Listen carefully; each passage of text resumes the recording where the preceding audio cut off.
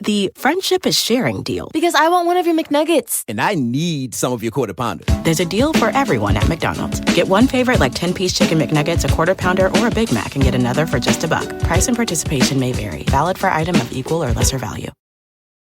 Luxury is meant to be livable. Discover the new leather collection at Ashley with premium quality leather sofas, recliners, and more, all built to last. No matter how many spills, scuffs, or pet-related mishaps come its way, the leather collection at Ashley is made with the durability you need for the whole family. Shop the new leather collection at Ashley and find chairs starting at $499.99 and sofas at $599.99. Ashley, for the love of home. You can support this podcast at patreon.com/partnersincrimemedia. I'm Rebecca Lavoie, and this is Crime Writers On.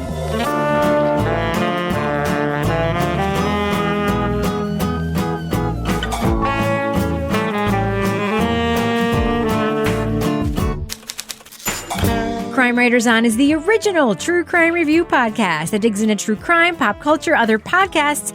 And this week, a Salt Lake City bombing is connected to unearthed documents that could refute Mormon dogma. Is the crime to protect the church or to make money? We'll review the Netflix series Murder Among the Mormons. Then a radio reporter gets a little too invested in her telephone relationship with an inmate. What happens when he's released from prison? Nope, it's not Serial. We're talking about the new podcast Suave. Join me to get those things done and more is my real-life husband and true crime co-author, former TV journalist and love of my life, Kevin Flynn. Hello. Buenos tardes, amigos. Kevin, I noticed that you actually put love of my life in the script now. You've, indoctrinated. Well, you say it all the time, so yeah, I put it in there. You've basically made it now, though. I have to say it because it's in the script. What if I don't... If for 1 week you don't feel like it's true, then I had to write it down, so you're forced to say it. Also with us is journalist, true crime author, former defense investigator, licensed private investigator, certified cat lady, and accredited pet detective, Laura Bricker. Hello, Laura. Meow. Yeah. And finally, our captain of woke cynicism, the author behind the noir novels known as the City Trilogy and host of the Strange Arrivals podcast, plus our Patreon book club host, by the way. That's called Toby Ball's Deep Dive Book Club podcast.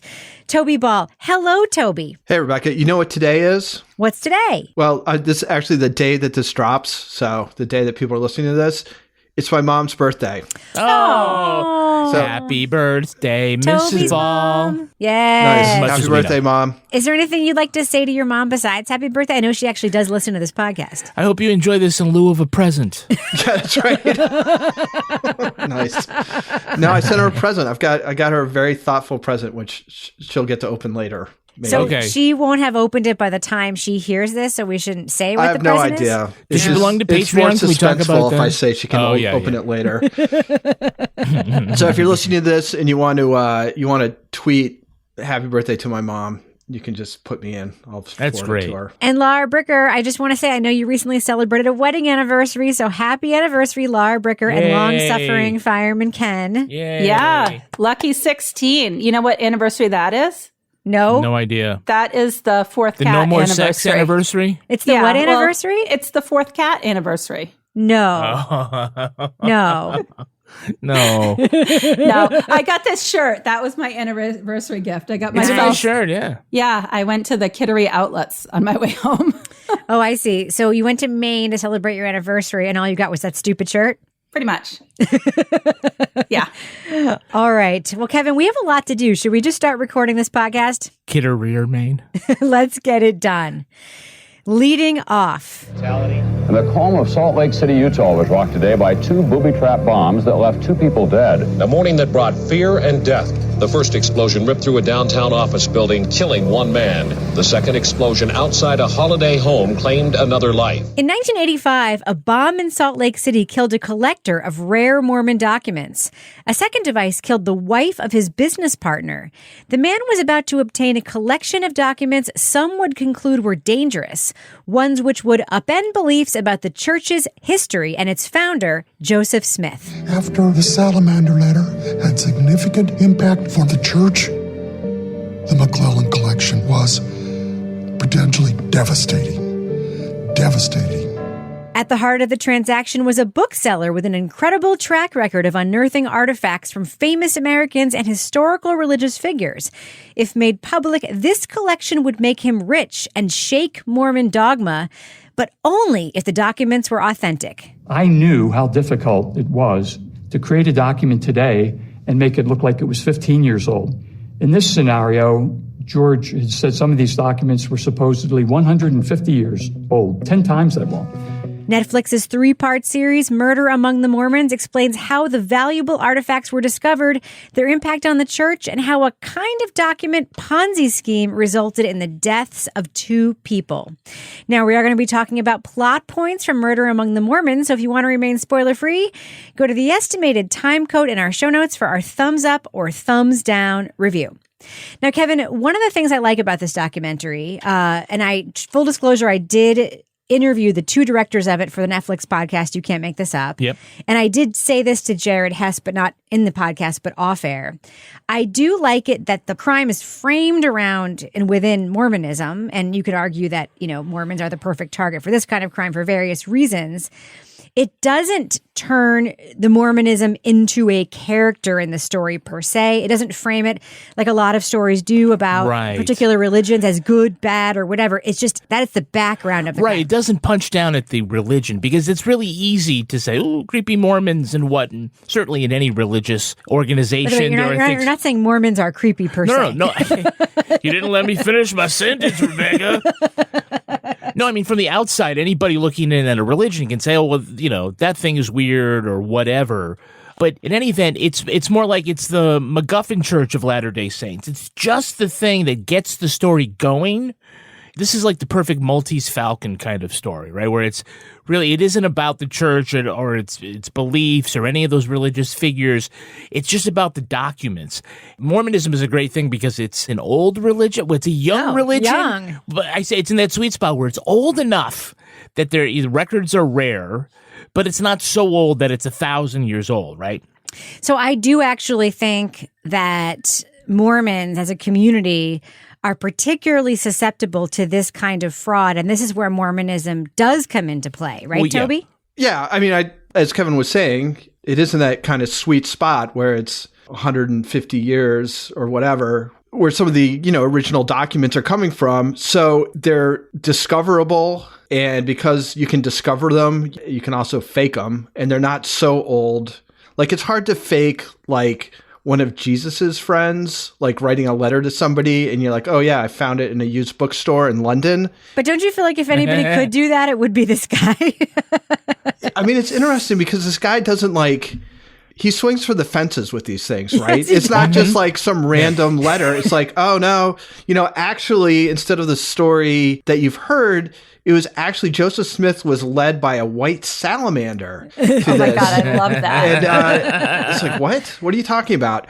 I mean, I'm sure there's got to be some historical background for it, but just on the face of it, it's pretty wild that would be where you'd really want to throw a lot of your effort behind. Well, that's not an angel, an amphibian. Well, that's what reptile. I don't know what it is. That's what I kept thinking. This guy was obviously actually a brilliant forger. He could make all sorts of things, and he did poets and political figures. All these, he did tons of historical documents, not just Mormon stuff. And I found myself asking, if you're that good at this, why don't you just do Babe Ruth baseballs and just sell those to make money?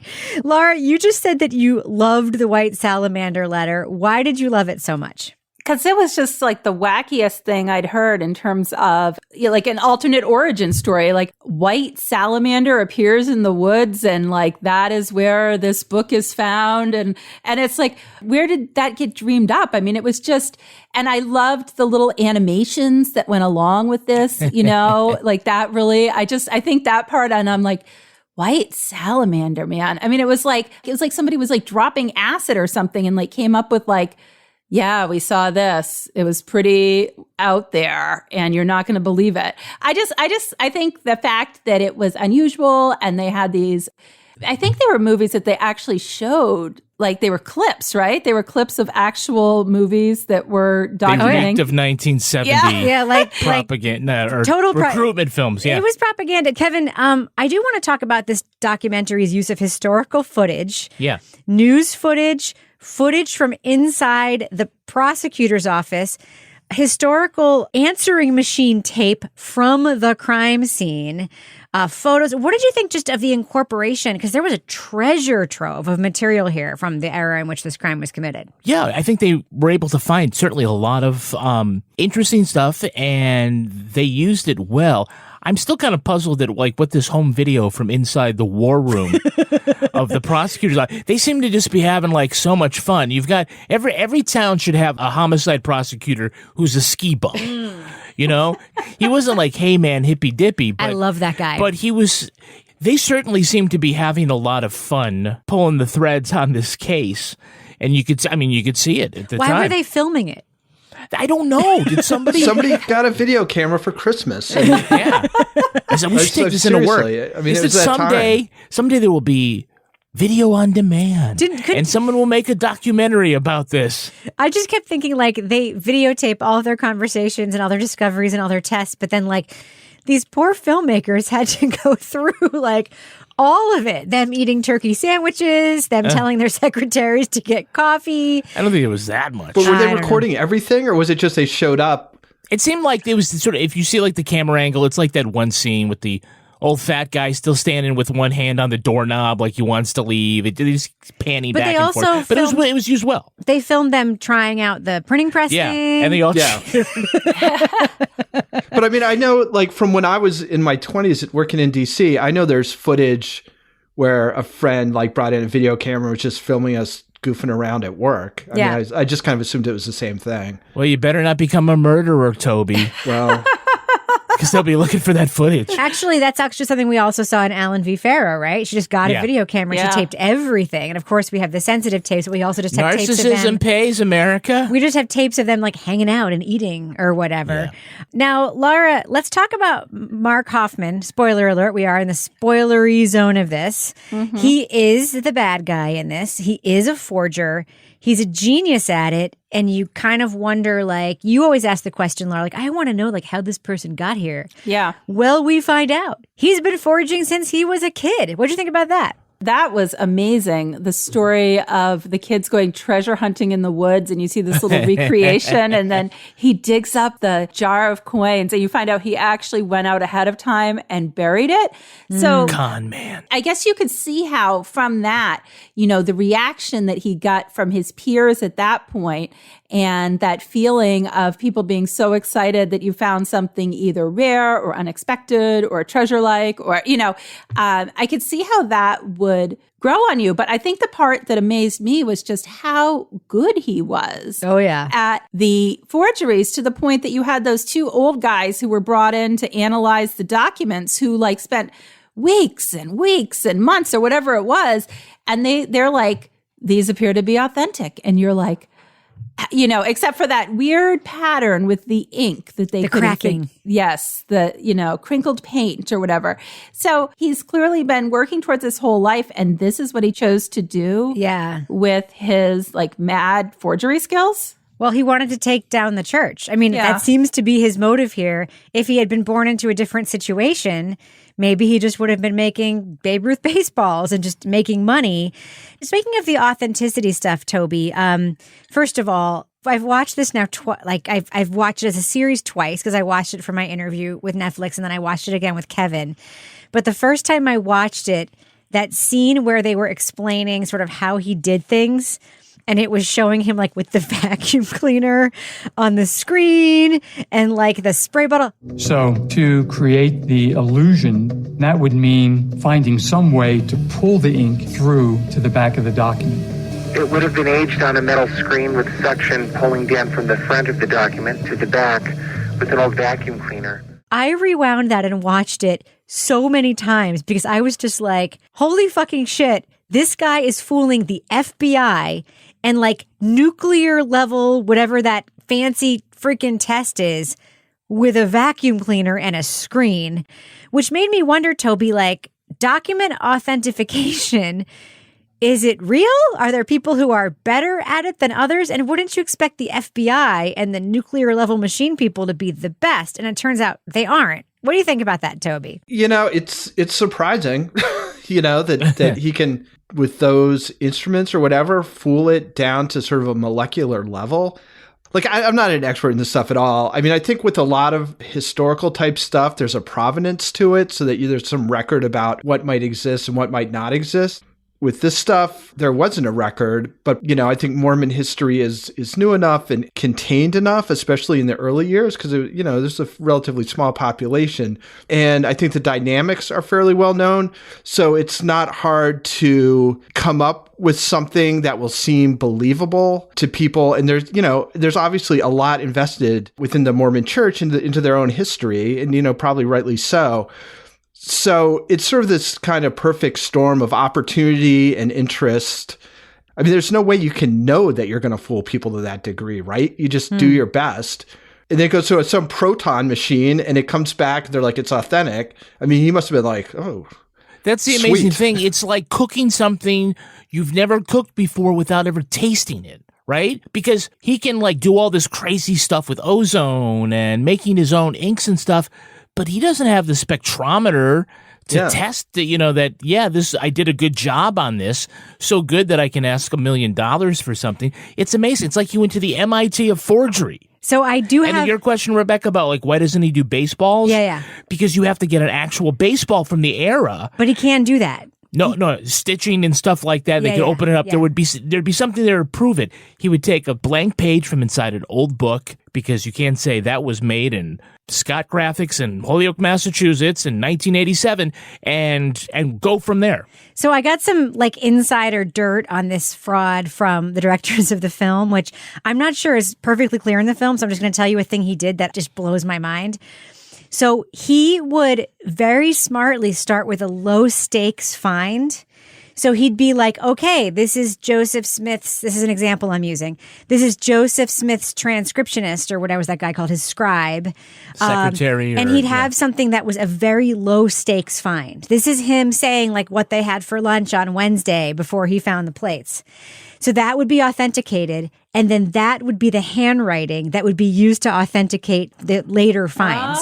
He's creating his own Rosetta Stone. He would create his own provenance documents. So he would create things that then were later used to authenticate the things that may not have been. It's the brilliance of it goes beyond just the techniques. It also goes to the thinking about it. Brent, what's his name, mentioned that. So he's going to match the handwritings right across the board so that one forgery authenticates another.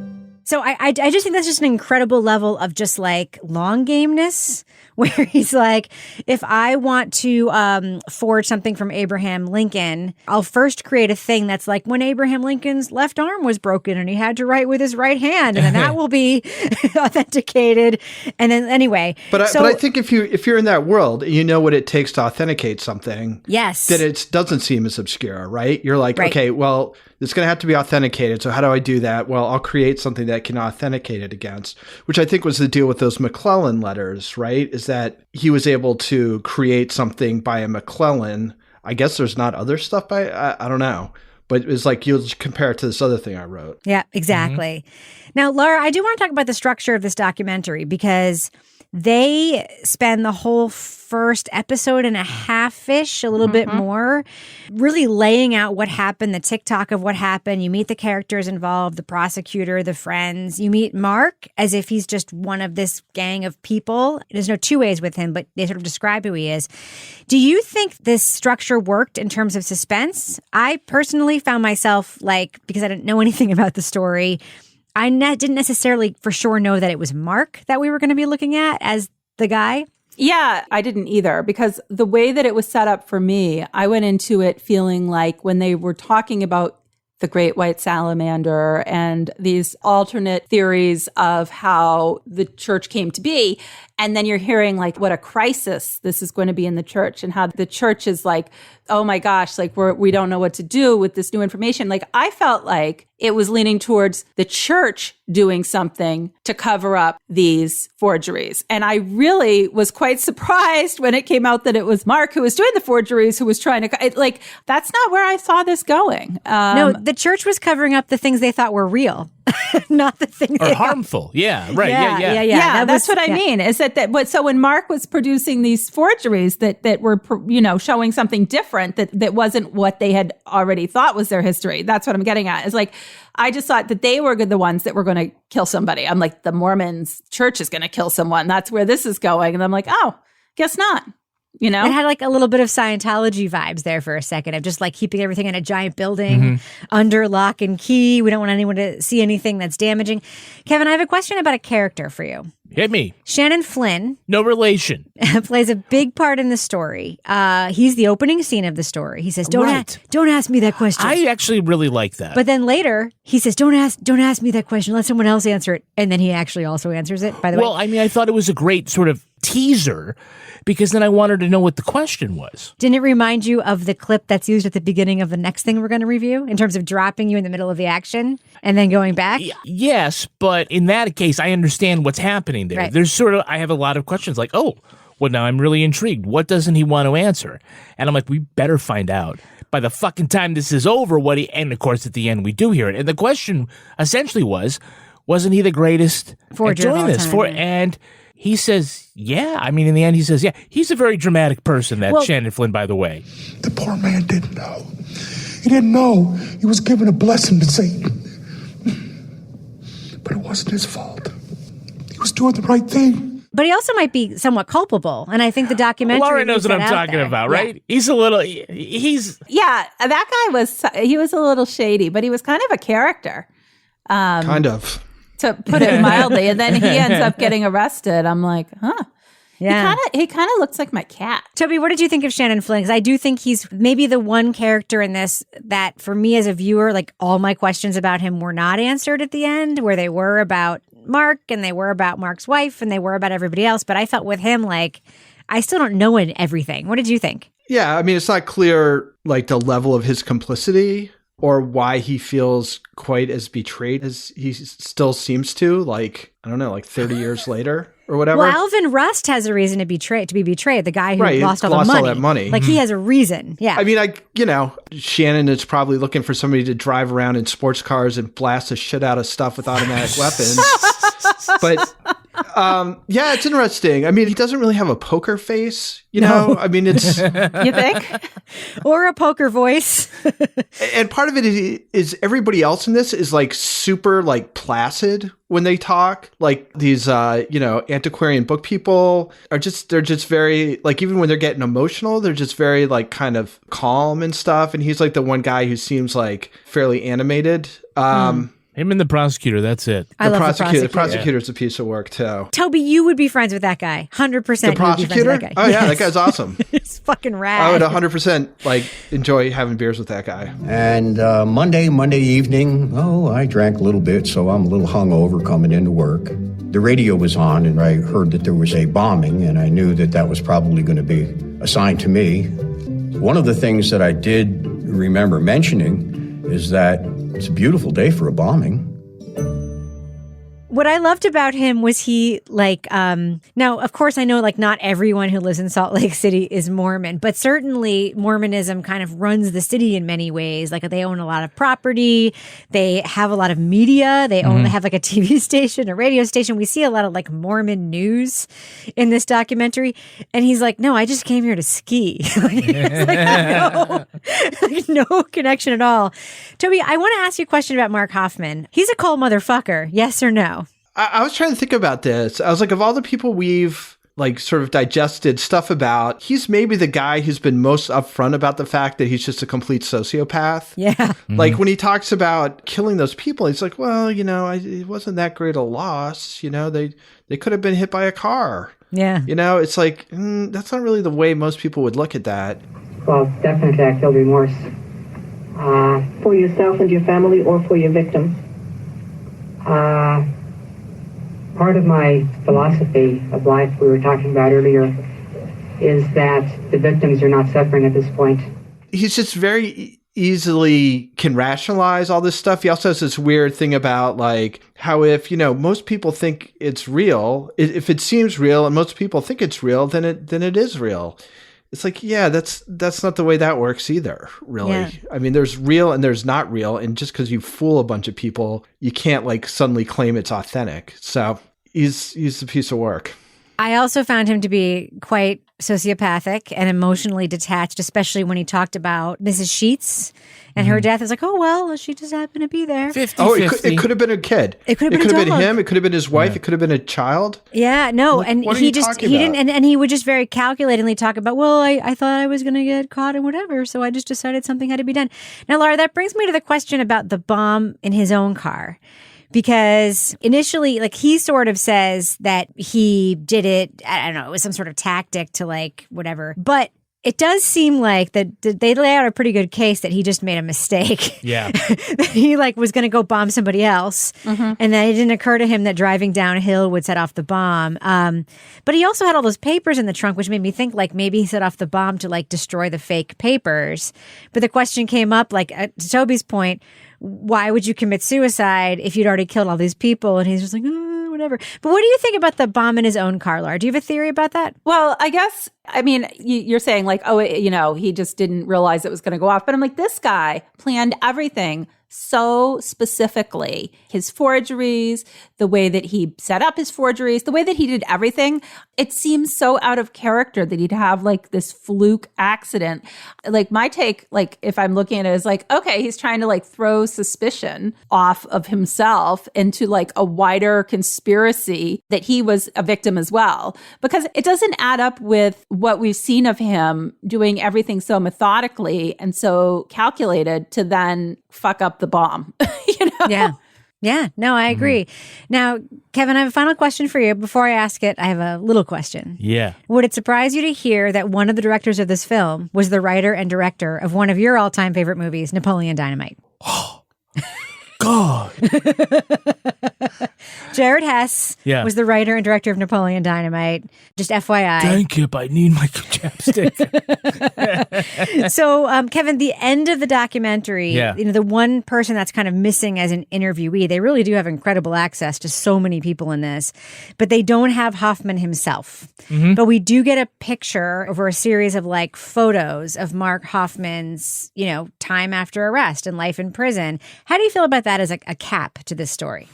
Yeah, I mean, I guess it's as good as you're going to get. Some of those mugshots that they take periodically to update their IDs or prison IDs that they wear, he ended up like going rough. Yeah. He looked a little crazy. He looked like David Koresh once, and then he looked like a Mad Dog wrestler or something like that. But I thought it was a great postscript to his story that he got depressed and tried to kill himself. And that's not great. But the part was that he passed out on his arm, and the way he did it, it ended up cutting off circulation of the arm. So now that he can't use it to forge anything anymore. Was he forging anything in prison? No, but it's sort of a poetic justice that like, well, now you can't ever do that. It's like Burgess Meredith breaking his glasses. Oh. In the Twilight Zone. Everybody knows that reference. All right. Don't at me. Google it. Let's do what we do. Let's let our listeners know, should they check out Murder Among the Mormons on Netflix? I'd like you to give it your thumbs up or thumbs down review. Let our listeners know, should they check it out? Laura Bricker, what do you think about Murder Among the Mormons? I give this a thumbs up. 3 episodes. I think it was a good length, but I thought it was, I had never heard about this story. The title, I was expecting something a little bit different because, it was definitely, I think, a wider story about belief and history, and also just this master forger and the lengths he went to pull one over on the Mormon church. So I thought it was really interesting. There was a lot of good access. There was a lot of good historical footage, and there's like some really great reenactments of this ridiculous car chase or car, I don't even know what you want to call it, out in the desert. And that was just... That's the Napoleon Dynamite stuff. Yeah. So I would say thumbs up. Toby Ball, what about you? Thumbs up or thumbs down for Murder Among the Mormons? Yeah, I give it a thumbs up as well. I think they've got the right people to talk to. I'm glad they kept it to 3 episodes. I think it was the right length. It doesn't have that sort of stretching aspect to it that some of these things have. It's an interesting story. I remember reading about this like maybe in 1984 or 1985 when I was in high school, reading about it in the New York Times. And thinking it was kind of interesting, but then never knowing what happened afterwards. So it was, catching up on it 35 years later. So yeah, thumbs up. Kevin Flynn? I'm also a thumbs up. I liked, I did like the story, and I liked the way it was told. It was perfectly succinct in 3 episodes. Where the story went is not where I expected, but it was told very well. I don't have a lot more to say about it other than I thought the people that we met along the way were interesting. And then when I found out, without spoiling anything, the technologies and techniques and artistry used was really fascinating. There ought to be a Nat Geo show. Yes. About this. You don't need antique aliens or whatever. Ancient aliens. God, I think we just want to know more about historical documents. So thumbs up. Yeah, thumbs up for me too. I mean, this documentary wasn't too long. It wasn't too short. It told a story that I didn't know anything about, but I do realize right away has very deep consequences and is thought a lot about by the people who actually experienced it and the community around that. One thing I love about this documentary that we touched on a little bit is that all the subjects in it are just treated with a tremendous amount of dignity, from somebody's wife to church leaders to people who were involved in a scam and may or may not have had some involvement.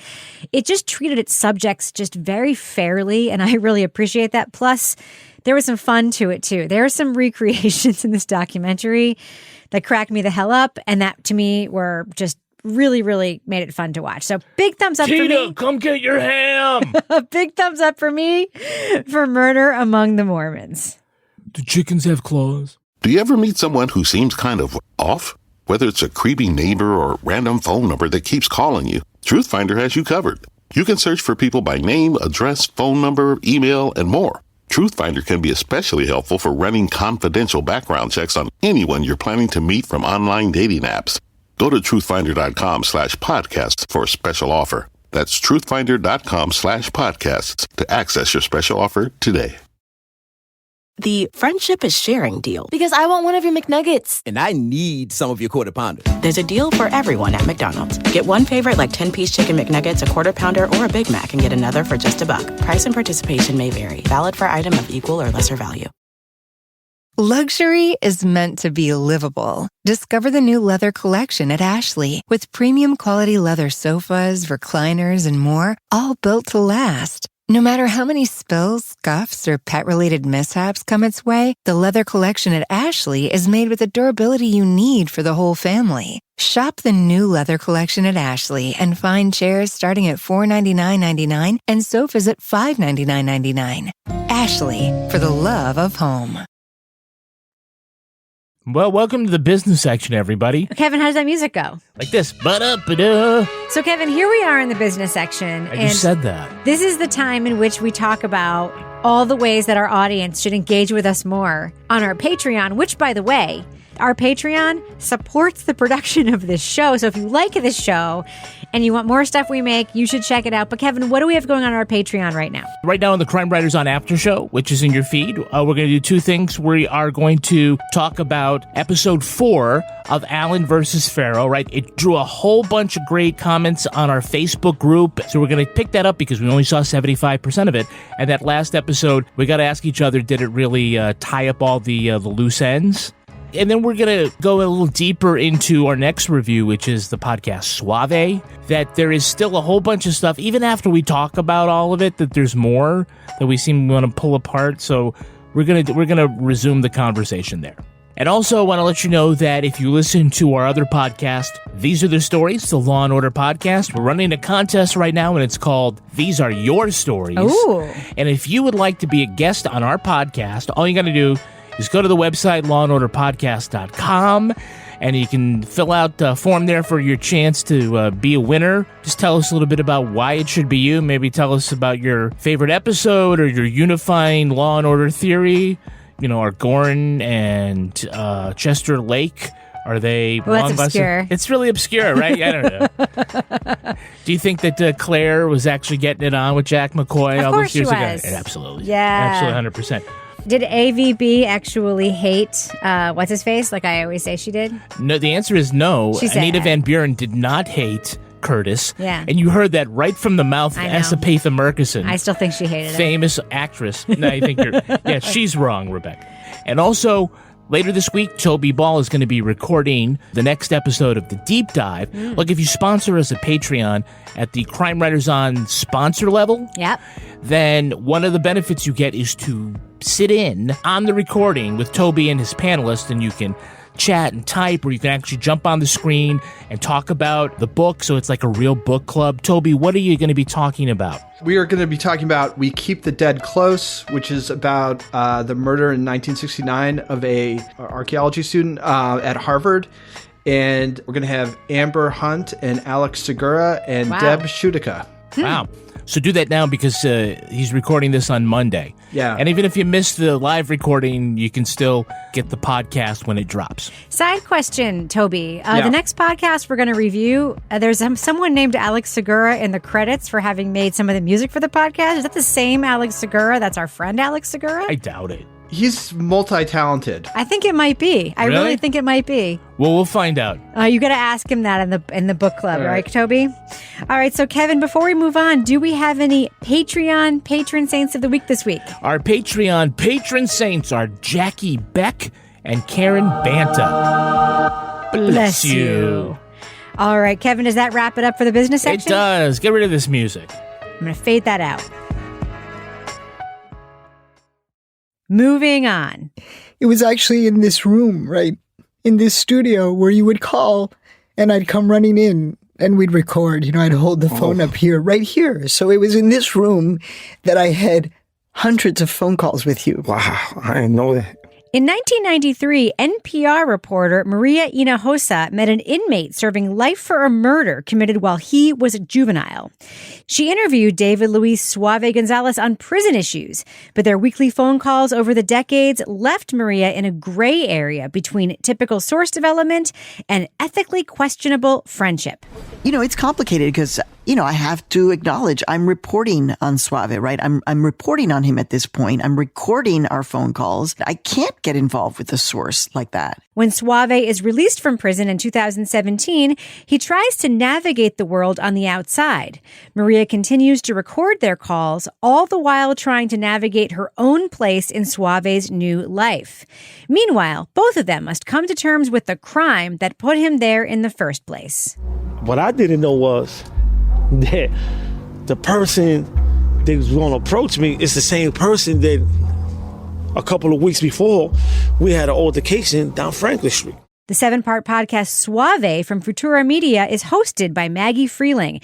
It bills itself as a look at the juvenile justice system, but is it really about the unconventional relationship between the convict and the reporter? Should Maria have kept a more professional distance with an unlikely friend? And how does that affect her reporting on a man who killed a 13-year-old kid 3 decades ago? Now, we are going to be talking about plot points for Suave, so to remain spoiler-free, go to the estimated time code in our show notes to hear our thumbs up and thumbs down review. Now, Toby, I think this podcast is extremely timely because there is an incredible, wide-ranging conversation going on in newsrooms right now about objectivity and white supremacy and relationships with sources. And I'll give you a couple of examples. For instance, we find out after Ruth Bader Ginsburg's death that Nina Totenberg and Ruth Bader Ginsburg are good friends. NPR knew, they didn't care. In my own newsroom, I know that one of our political reporters plays tennis with his sources all the time. Everyone knows, no one cares. But the conversation happening in newsrooms right now is about women, people of color, trans people, gay people, and whether or not their relationships with sources are treated differently than sort of the standard journalism relationships, and whether or not this idea of objectivity is kind of bullshit in and of itself.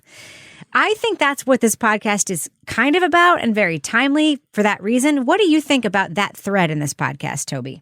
I think that's an interesting conversation. I don't know if it applies necessarily to this. I mean, I kind of feel there's a difference between being friends with your sources that you have to cover and stuff, and then sort of more kind of advocacy journalism.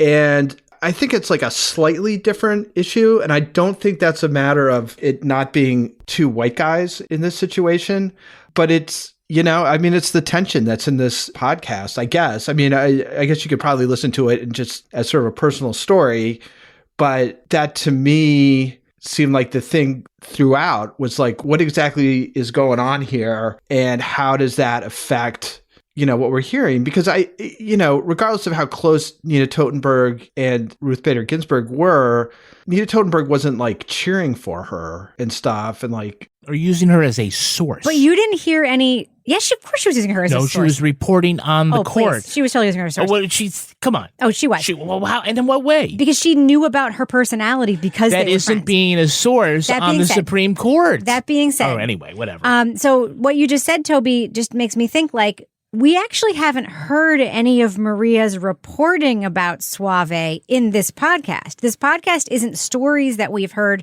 Maria report about prison, about incarcerated juveniles, or whatever story she reported along the way.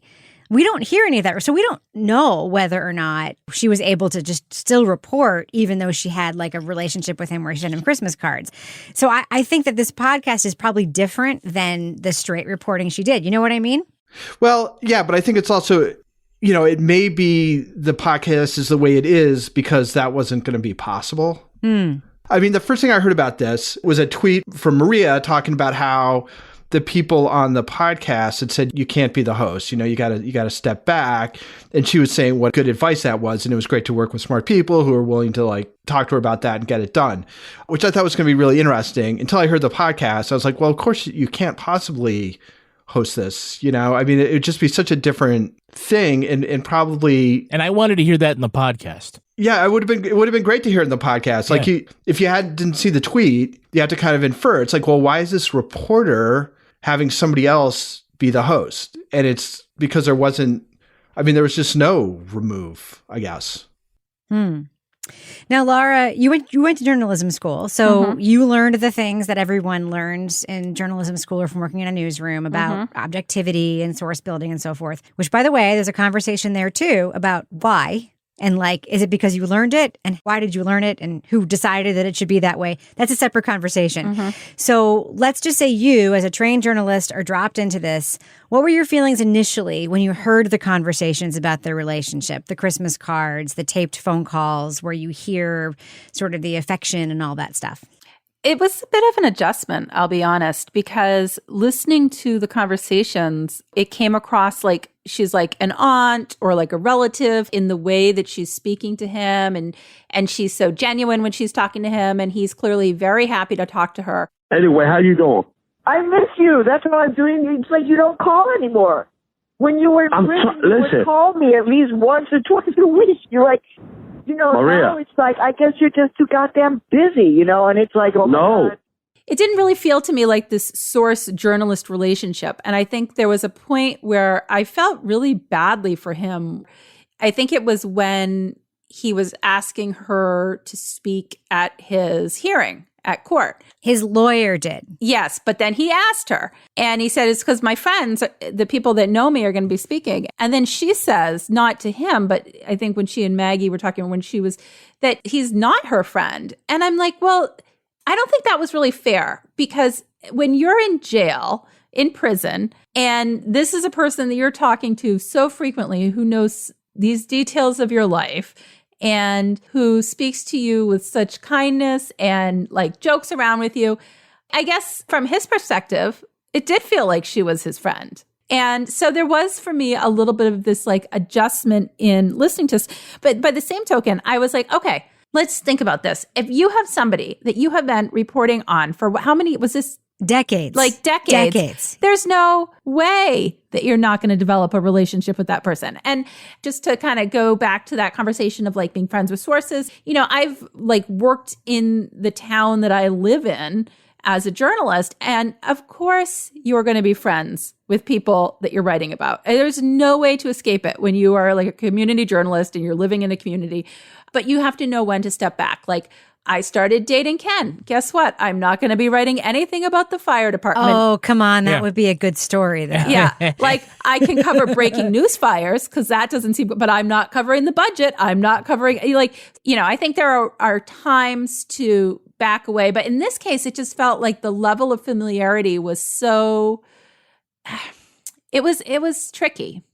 Did you appreciate when she was working that out in the podcast? Because I loved the passage where she was talking about how, I understand why he thinks we're friends. We do have a relationship, but I also have a whole life. I love that they left that in and they didn't leave it unaddressed. Like, it wasn't just like, oh, you're too close, let's leave it there. We heard her hashing out, but wait, I guess we actually are friends? And so I need to ask you, at this point, is this still a journalistic tool?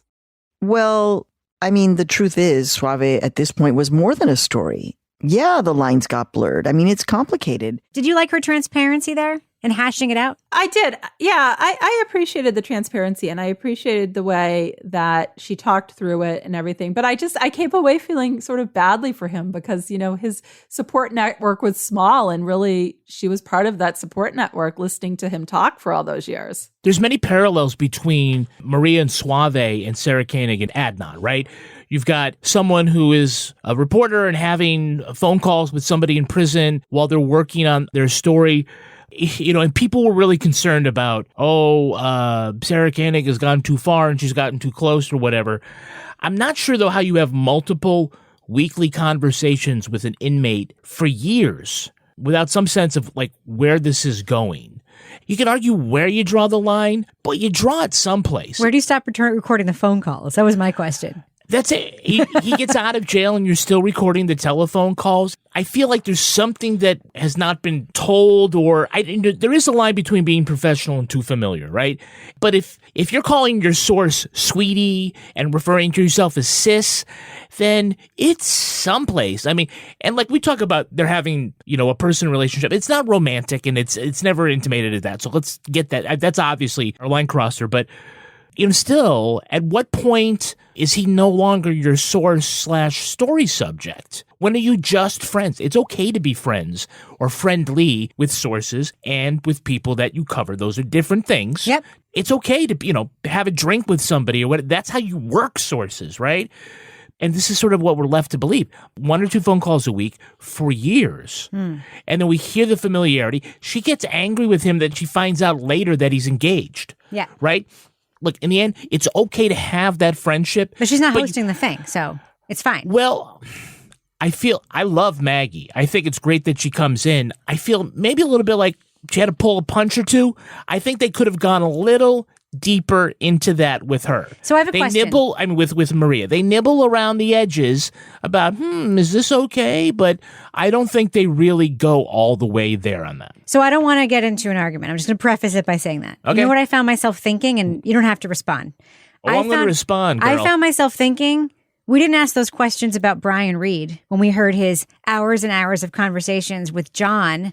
And then we heard him weeping when he heard about John's suicide. And then we heard him extolling his feelings about John and his emotions about John. It's a different thing. I'm just saying. If you can't see that that's different, then you just never will. I see it as a different circumstance, but I also do think we look at it through a different lens when it's a woman. I actually think No, here's I why this I matters. 100% disagree. Yeah, I 100% disagree. Yeah. I think the first time that this came up was missing Richard Simmons. And that was my critique at the time. It was like, this is not really about Richard Simmons or why he's disappeared or whatever.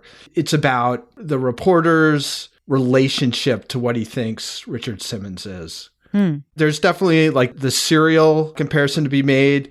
But in my mind, the whole time I was thinking missing Richard Simmons, in that it's supposed to be about one thing, but it's really about another. The way they kind of frame it is, these kids get put away for the rest of their lives. Like, what happens? Like, what are the consequences of that? And there's almost nothing about that. I mean, that's like a very, very minor part of this. This is really about this friendship. And in my mind, that's sort of why the whole journalistic thing didn't stick too much in my craw, is because, I mean, it's really just about their friendship. It's about this friendship that developed between a journalist and a guy who was in prison who, I guess by all accounts that we hear, had this remarkable transition in prison and is this very engaging guy. And they form this very close relationship to the point where when it comes time to make a podcast about him, she has to kind of remove herself as a teller of the story. She just becomes absolutely part of the story along with him. Yeah. Subject. So it's just why the two it matters people. is how unbiased can Maria be about covering Suave if they have this deep relationship. So the listener has to wonder that.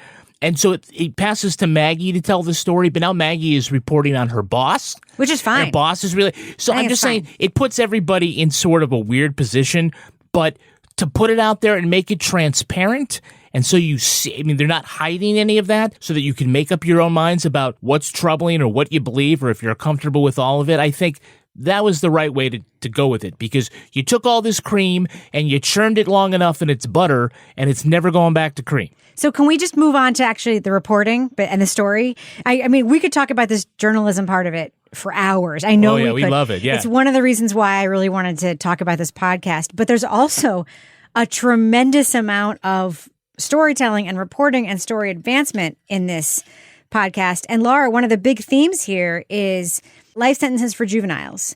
And we hear in the podcast that, you know, there was this Supreme Court case in 2016, which struck down mandatory life sentences for juveniles. Some states are just ignoring it. One of the states I know that happens to be sort of ignoring it and not handling it well is Maryland, where Adnan Syed was convicted as a juvenile, even though on the paperwork it said he was 18. He was actually 17 when he was arrested. There are many states that have ignored it. There are many states that have just, you know, sort of blown by it. Pennsylvania, we know, was incredibly corrupt. The Philadelphia police, the prosecutors, it's the most corrupt era in one of the most corrupt justice systems in the United States at that time. But there are other threads here. There are criminal justice threads. Laura, do you think the reporting there was interesting and thorough? I thought it was interesting. I would have liked to hear a little bit more about some other cases where that came into play, you know, because I mean, the first thing I thought when I started hearing this, when I'm listening to this, is like, oh yeah, I remember when this decision came out, because we had a couple of really high profile cases here in New Hampshire that this would have affected. We had the Dartmouth College professor murders and Robert Tellick, who grew up in the town I graduated high school in. And then we also had the Dingman case, which I think was like somewhere else in the state, a guy who had killed his parents. You know, so I remember when there was this sort of shuffling about how are we going to handle these cases? Are these people going to get hearings? Are they going to be resentenced? And that whole issue of the juvenile life sentence, you know, that's a really interesting issue, because when you think about people going to prison for life when they are not even adults yet, I mean, that's got some major ramifications. And I would have liked to hear a little bit more about that, but I thought that was definitely something when I heard it, I was like, oh yeah, I remember that. And so I want to see where this is going to go. Now, Toby, I have a question for you, because you talked about Suave's, you know, remarkable transformation in prison. We hear a lot on the podcast, especially in later episodes, about what happened to other people that he grew up with, you know, who didn't go to prison. I kept thinking over and over again, especially when he was making that speech to the kids at the school about how he apologized, how they had spent $35,000 a year on him to lock him up instead of spending that money on all the other social programs they could. This prison was his social safety net in a way that he never would have gotten in the outside world. I'm not saying prison is good. What I'm saying is I just found myself being like profoundly sad that the only way Suave had an opportunity to graduate high school, get a college degree, become a writer, listen to fucking healthcare, listen to fucking NPR, dentistry, was to be in prison. To listen to NPR. For real. By the way, lots of inmates listen to public radio. I know this because we had a live call-in show earlier in the pandemic, and we got so many calls from inmates at the men's prison in New Hampshire. I was like, they all listen to NPR. So anyway, but Toby, I just found myself thinking that, like, there's a social safety net that's absent in the real world that was present for him in prison. And the consequences of the social safety net are a person who's living like their best life and is contributing. What do a degree in prison going to do for you? Absolutely nothing. When I get my degree, I'm going to put it up in my wall and probably collect some dust. But I use it to motivate other people that, man, you can have 100 years and you still go to school and educate yourself. I mean, did you hear that at all? Yeah, it's a tough one. It's hard to know. It's not as though he went there and he got like a progressive sort of nurturing situation. He was in the hole for a long time. I mean, that's how he learned to read, was while he was there, just sort of deprived of human contact beyond being able to hear the voice of somebody. Yeah, so it's hard to know, like, would he have come to some point where in the outside world, he sort of came to the same realizations about what the potential was and the route that he was going?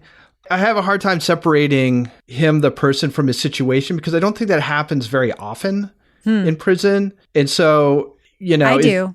By the way, I do. I mean, the inmates we've reported on have like done tremendous things. I mean, they it sucks. No one wants to go to prison, but I don't know. I do think that this is a more common story than we think it is, because there's a ton of incarcerated people that Undisclosed has covered, that I've seen in documentaries. Like they were able to. But those are the ones who get covered. Yeah, it's true. Yeah, no, you're right. You're right. You're absolutely right. That's a good point. So I don't know. I mean, it's a tough one, but it is interesting. And I do think about, it's not a great analogy, but Allen Iverson, the basketball player, they talk about how like one of the things that kind of got him into college was that he was arrested and just like the coach knew where to find him. Because he wasn't living a very stable life before that. But once he was in prison, coach could go and talk to him and get him to come to Georgetown. And, he went to the NBA's and the Hall of Fame, all this stuff. So, it's an interesting question. But Laura, that also brings up questions about social justice. We hear about how lifetime parole is a trap. It's very easy to fall into a hole. We hear in the podcast, it's not even necessarily a misstep. It's an accusation of a misstep that gets you thrown back in jail. We hear about him not being able to secure employment, even though he had previous employment. It seems like his career was on track. It was arbitrary that he was actually like, the fact that he was like looking to work with the police was like always very surprising to me. But what did you think about that? Because he did just sort of describe it as modern day slavery, the incarceration and the parole. Yeah. And I think a lot of this was that relationship between Suave and Maria. Episode 7, the last episode, really got into this issue. And I felt like this was really strong because listening to what he went through, it was impactful, because it was like, here's a guy who has done everything he's supposed to. And that lifetime parole, like, fuck. I mean, that's like awful. He couldn't drink for the rest of his life. He couldn't do this for the rest of, like, all the things that he had to do to be on good behavior. So it's like, yes, on one hand, you're out of prison and that's great. On the other hand, I can see how it feels like your hands are just tied all the time. And the fact that you can get sent back just based on an accusation just seems so wrong to me. When you think about fairness in the criminal justice system and being able to defend yourself, it's like anybody could say anything. And, I'm thinking like when I was working as a defense investigator, and I remember having cases where you'd have somebody that was doing so well and you're like rooting for this person. And then like one little thing happens and they're back in jail and you're like, no, So I really related to that part when we heard him getting sent back and then she doesn't hear from him for that long period of time. And he's ashamed, right? Yeah. He's ashamed of having been sent back. Yeah, it was awful. Kevin, did you think that part of the podcast was satisfying, the sort of parolee experience? Yeah, look, I mean, for as much as we are focused on the journalism questions, it is, billed as a story about Suave and his attempt. It's called Suave, so it ought to be about him, about his attempt to sort of reacclimate himself and, what the juvenile justice system is all about. And I think I was satisfied with the way that they told his story. I thought that was good. And I certainly enjoyed the episode where Maggie and Julietta go to the neighborhood and, get scared off by a guy eating a threatening bowl of cereal. I mean, it's something. That was Laura Bricker level. That was Laura Bricker level investigation. Yeah, exactly. That thing else was Laura Bricker level was like, let's get the fuck out of here. Was also, come on, move Laura, you've done some investigations in some places. I know that you have probably had some rotten smells come through doors. You've probably dealt with guys in red T-shirts following you down streets, right? Mm-hmm. Oh yeah, I remember. I definitely. I think that was sort of towards the end of that part of my career. And I remember like one day I went in somewhere to do an interview, and there was a lady who was clearly high on something and she was just laying on a mattress on the floor, and she stood up and she's like, "No fucking police!" I said, "No fucking!" She starts like screaming, and her son is like, "It's not the police," and I'm like, right, I am getting out of here. And it was like I was on the third floor. I could still hear her yelling at me out on the street. So yes, that was one of those where I was like, time to move along. Yeah, absolutely. Toby, did you have Suave hanging out with Bill Cosby in prison on your bingo card for this podcast? I did not. It was a strange little small world moment. And you know it was true because he transitioned to speaking Spanish with Maria on the phone. So you 100% know that Bill Cosby was being wheeled past at that exact second. Translate this, Dr. Cosby. You fucking picture pages. Ixnay on the Osby-K. On the Osby-K. Hey, guess who had a podcast made about them now, motherfucker? Now, Toby, there's a whole other thread in this podcast which we haven't even touched, which is actually the sort of quasi and reinvestigation of Suave's crime and the case and what sent him to prison and the circumstances. That was kind of the last couple episodes of the podcast. They made that pivot looking at him after Angela makes this accusation against him that sends him back to prison. They sort of start looking at him more closely. Oh, Angela. Well, you know what? Let's leave Angela where she is. Yeah, I don't think anyone can answer questions about Angela on this panel. Toby, what do you think of that thread? That they really did try to look into the circumstances around this crime. I mean, they did at the beginning where they asked him what happened, but then they also kind of revisit it near the end. Did you find that interesting, especially when they found that police report saying that he did not do it?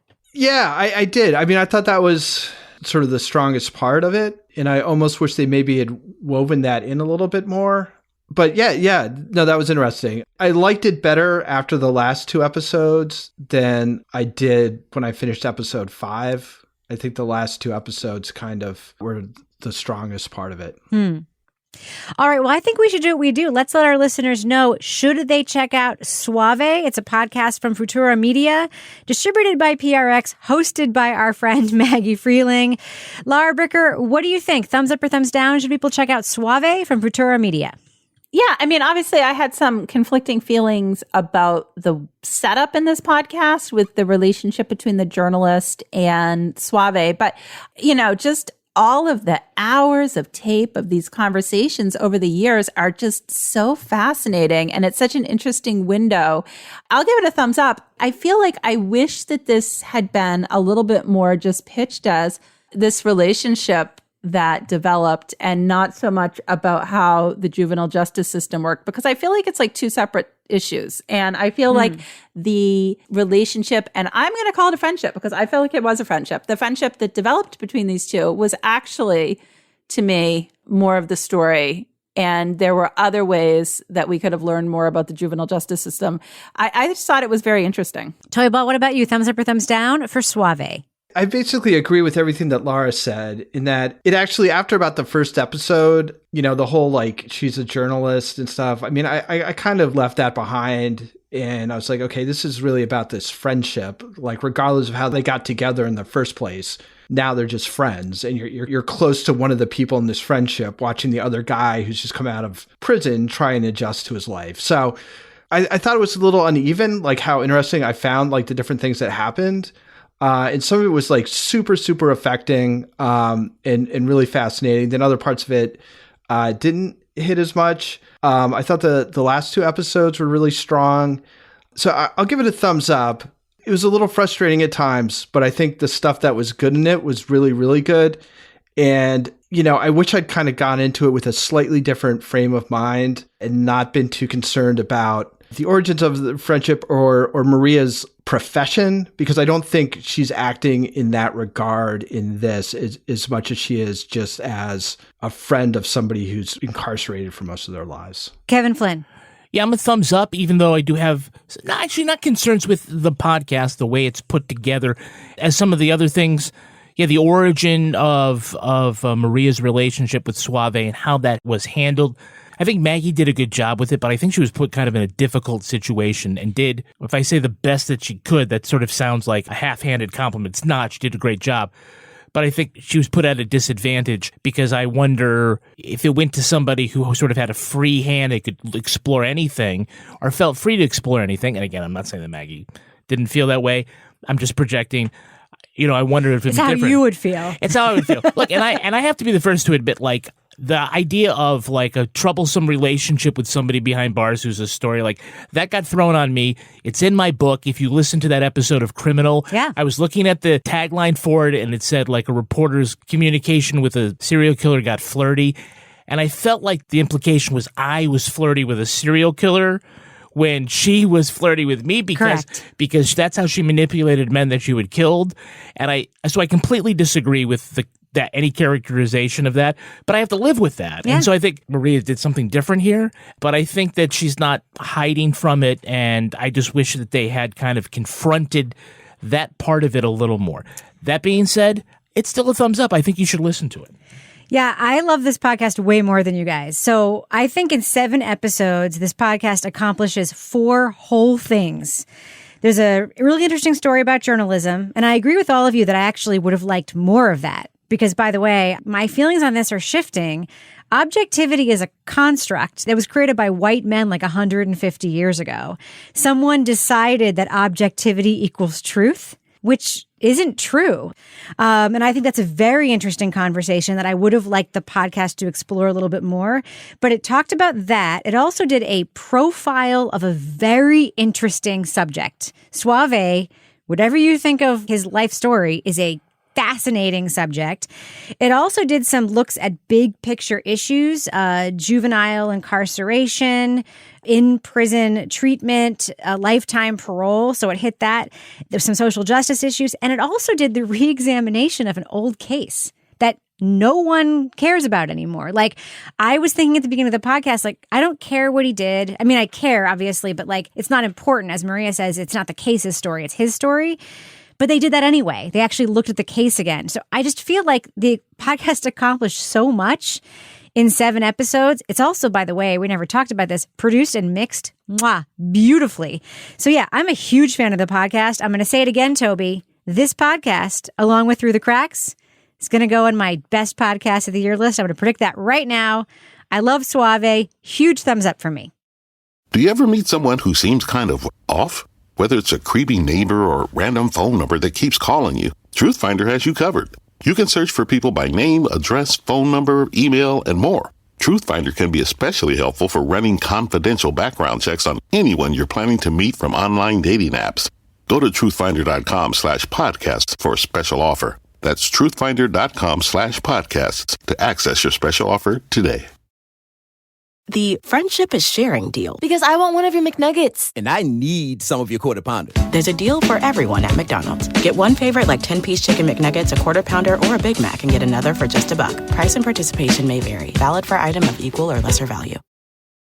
Luxury is meant to be livable. Discover the new leather collection at Ashley with premium quality leather sofas, recliners, and more, all built to last. No matter how many spills, scuffs, or pet-related mishaps come its way, the leather collection at Ashley is made with the durability you need for the whole family. Shop the new leather collection at Ashley and find chairs starting at $499.99 and sofas at $599.99. Ashley, for the love of home. Now it's time for my favorite part of the podcast, a little something I like to call the crime of the week. A sushi promotion in Taiwan got way out of hand when the government needed to step in and ask people to stop changing their names to salmon. A restaurant offered all-you-can-eat sushi for 6 people to any customer with Giyu on their ID. Those are the Chinese characters for salmon. That's when more than 150 people rushed to government offices to change their names. The media called it salmon chaos. Among those who took advantage of the $200 meal was Bao Cheng Giyu, whose name translates to explosive, good-looking salmon. Taiwanese Nothing officials about your salmon should be explosive. Taiwanese officials were not amused. Though it allows all citizens to legally change their name up to 3 times, authorities complain the promotion has created a crushing amount of paperwork to process all the name changes and new IDs, most of which are likely to be changed back after the last Toro roll has been rolled. The restaurant promotion was a huge success, even if it was a bit fishy.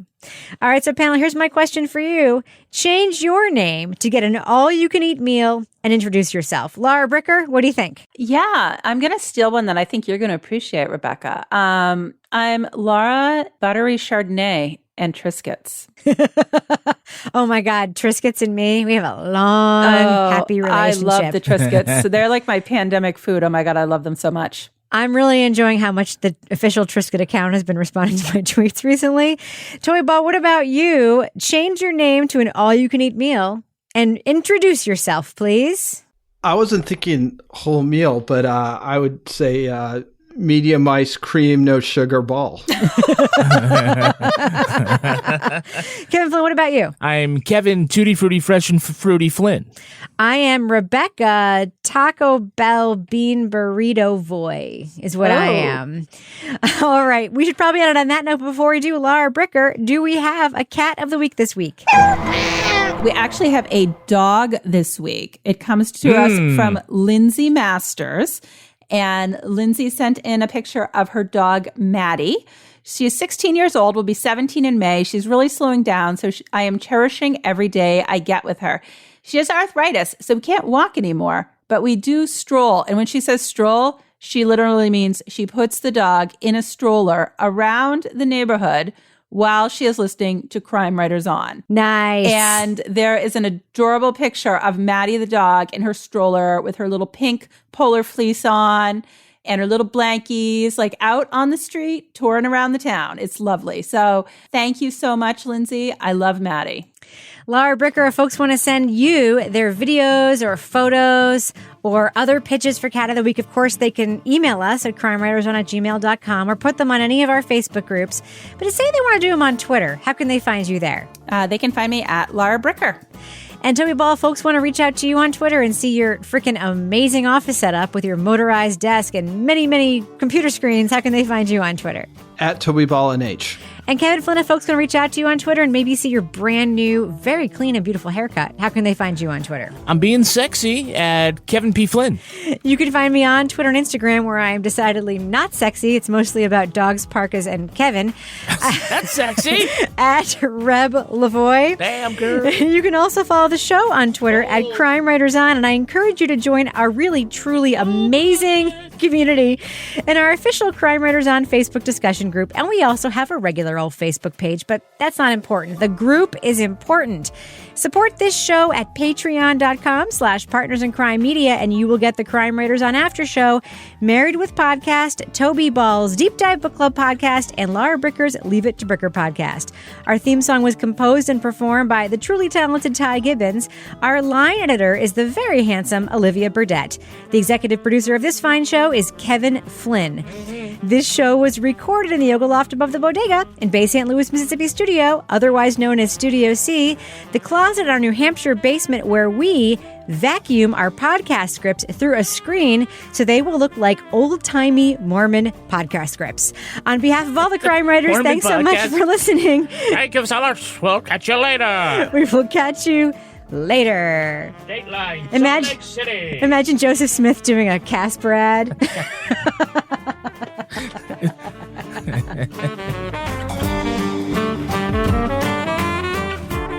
I just don't know what day it is anymore because it's like I don't know. I'm out of because I took Monday off this week and now I'm like off from what? Off from my busy schedule of puzzling, Rebecca. Oh, yeah. Christ.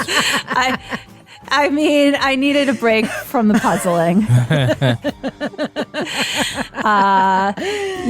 We took like a 24-hour anniversary excursion. I saw something. Where did you go? Went to York. We went to Sextown, USA. Sextown, Maine. Yeah, Sextown in York. But it's all the hotels are Pork, Maine. Yeah, everything's so cheap right now. It's awesome. South Pork. They went to Bangor, Maine. Maine. Oh God! Don't even say it. When I was at the Rise Above Fest, Bangor. I was gonna say that, but Kevin. It was like shitty metal group after shitty metal group making banger jokes. You've seen Papa Roach try and slip a banger joke in there. A gunkwit. No, a gunkwit just sounds dirty when you say it like that. Yeah, you mean a hunkwit? Yeah. Oh, come quit. Oh, God. Okay, you guys, this is much more exciting than my trip actually was. Just saying. Yeah. So anyway, yeah, Ken's taking different days off because he's working weekends now. So trying to enter the Kenny bunk port. Yeah. Oh, hey, Not that's Augusta, but Amusta. You guys are, oh my goodness gracious. You sound like, you know who you sound like? You sound like neighbor Dan. Neighbor Dan took care of the dog while we were gone, and he called up to confirm details. He goes, "You gonna have another baby after this?" Oh, God. No. Only if we go to Portland. Another cat. You know what it is? It's Ken E. Bunkport. Ken E. Bunkport. Oh, poor Ken. It's okay. That's why they Poor call him Ken. long. You saying he had to spend a whole day with Laura, and that makes him like poor Ken. No. It's just he's not here to fire That's why they back. call him long-suffering Ken. That's what my coworkers used to call him, long-suffering Ken. Oh, my God. So there you go. Okay.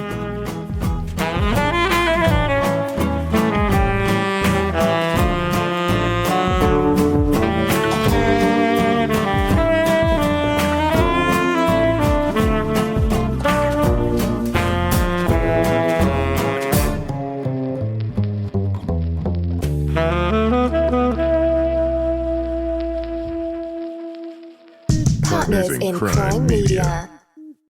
Luxury is meant to be livable. Discover the new leather collection at Ashley with premium quality leather sofas, recliners, and more, all built to last. No matter how many spills, scuffs, or pet-related mishaps come its way, the leather collection at Ashley is made with the durability you need for the whole family. Shop the new leather collection at Ashley and find chairs starting at $499.99 and sofas at $599.99. Ashley, for the love of home.